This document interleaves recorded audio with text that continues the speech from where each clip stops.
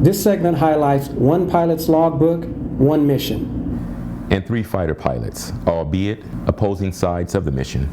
They're gone, but their legacy lives on. On 24 March 1945, Mike Wilson's logbook notated 2 jets destroyed.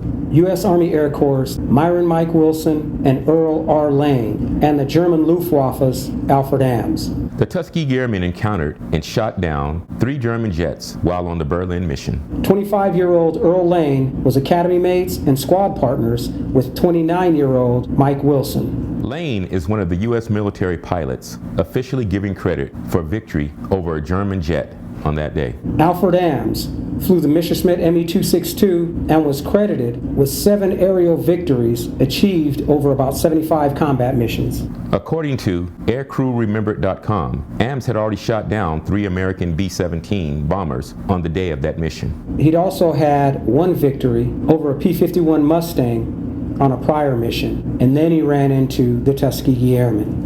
These pilots were in amazing shape. I remember my dad telling me he had 20/20 vision until he was well into his 40s. They had brilliant minds. My dad, Mike, was accepted to attend MIT in the 1930s, but he couldn't actually attend due to the high cost and the fact that scholarships weren't available for blacks at that time. He was, however, happy to study drafting and engineering at the University of Illinois. Lieutenant Earl Lane attended Wilberforce University and Case Western University in Cleveland, Ohio, and received a law degree from John Marshall Law School in Chicago, Illinois. One of the German jets flying on that day was German jet ace Alfred Ams. Said to have had only 1 week's training in the Me-262 before flying his first combat mission. According to the pilot's logbook of Myron Mike Wilson, he encountered German jets in Berlin, Germany, 24 March 1945. He wrote, "Ran into Jerry, 2 jets destroyed, Berlin, Germany." In a recorded conversation back in 1991, here's what my dad said.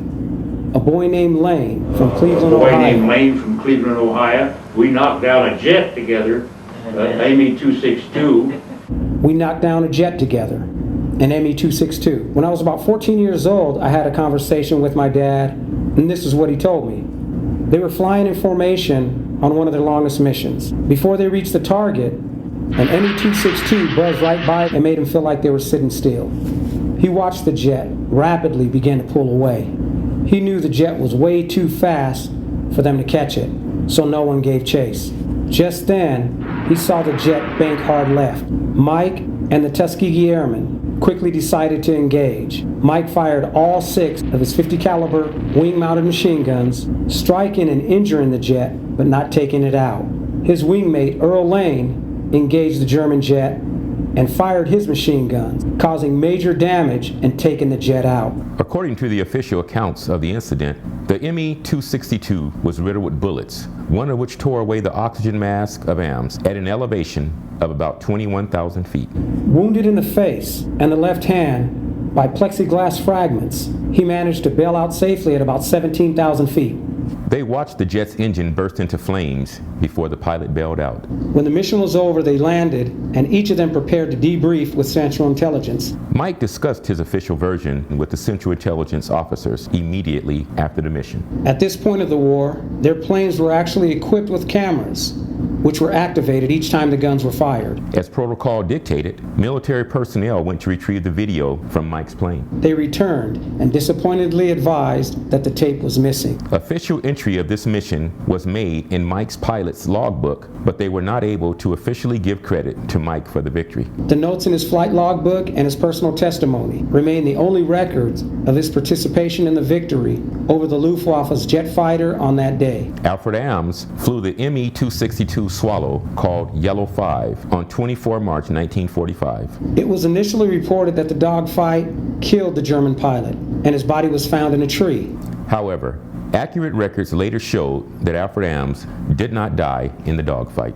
He made a rough landing in a tree, breaking his kneecap and tearing ligaments in his leg. Unable to stand, he was rescued by Germans. The dogfight ended the military career of Alfred Ams. After World War II, Ams worked as an architect in Mischbach, Germany. He lived a full life and passed away in 2010 at the age of 87. Lieutenant Earl Lane flew a P-51 Mustang called Dearly Beloved with buzz number 31. As a member of the 332nd Fighter Group, Earl Roscoe Lane was awarded 8 medals, including the Distinguished Flying Cross.